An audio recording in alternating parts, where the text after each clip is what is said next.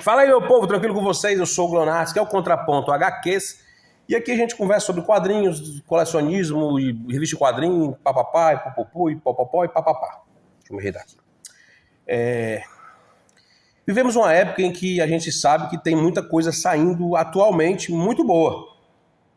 E tem umas novidades que estão chamando a atenção, como no caso da Marvel, as edições... Como é o nome da coleção, mano? Homem-Aranha Absolute não.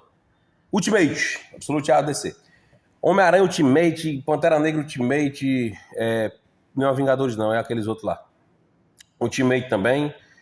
Então, na DC tem uns Absolute, Batman, Super-Homem, bababá, bububu. E um dos questionamentos que nós estávamos levantando, assim, quando a gente começa a conversar, bater boca e brigar, é sobre esse choque de realidades. Porque, claro que a gente sempre vai estar dando oportunidade ao que é novo, a gente sempre vai estar lendo e pegando aquilo que está saindo.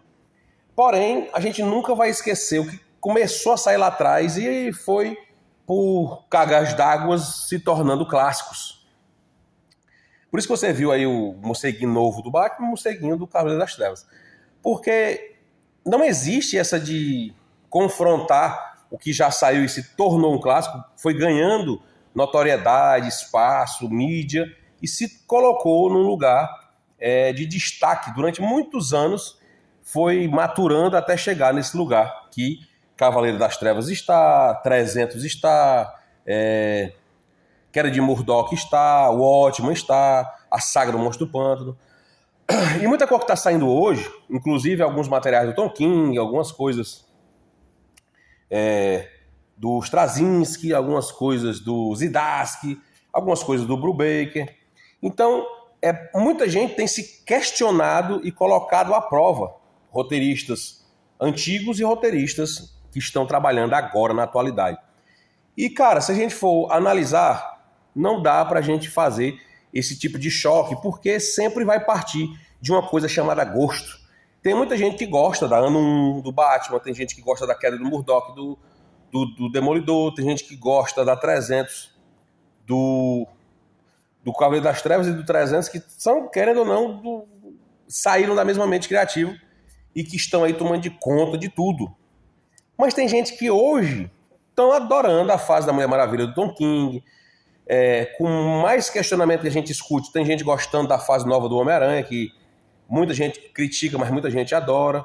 Então, o que a gente consegue ver é que quando a gente coloca de pé de guerra assim, frente a frente, os novos materiais que estão saindo e os que a gente considera clássicos, que a gente já conhece, né, dos quadrinhos, coisas que já consagradas, a gente não precisa ter esse embate. A gente pode muito bem harmonizar o nosso material que a gente já tem na nossa coleção. Claro que muita gente escolhe ter esses materiais na sua estante, como o Cavaleiro das Trevas, o Watchmen, o 300 de Esparta, Maus.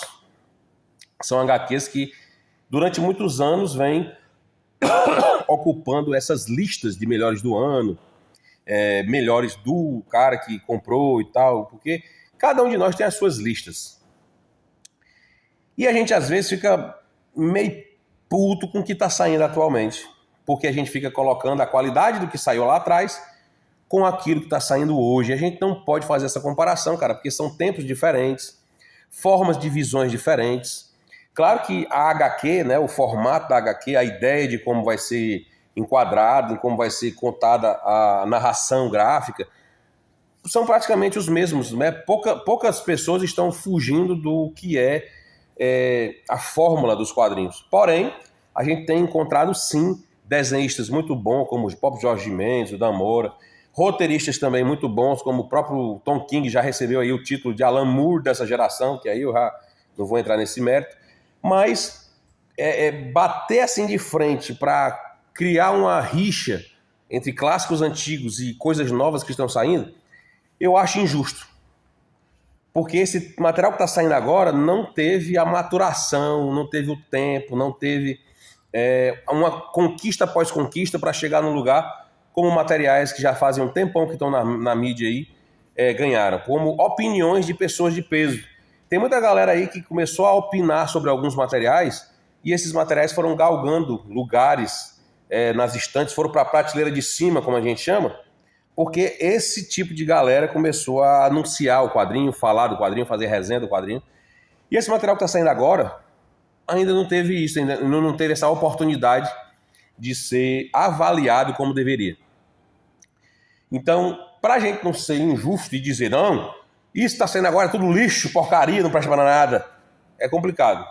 É melhor a gente esperar, ler, não gostei, deixa de canto, adorei, achei muito massa, indico, continua fomentando mais e mais para ver onde é que vai chegar, para poder a gente saber o que é que vai ficar em cada prateleira, até porque a gente sabe que numa prateleira lá de cima não vai caber tudo.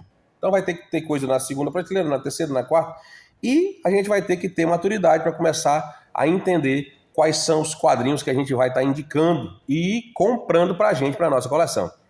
Porque a gente sabe, cara, quando a gente vai fazer uma lista de 10, normalmente vai ter o 1 e vai ter o 10º.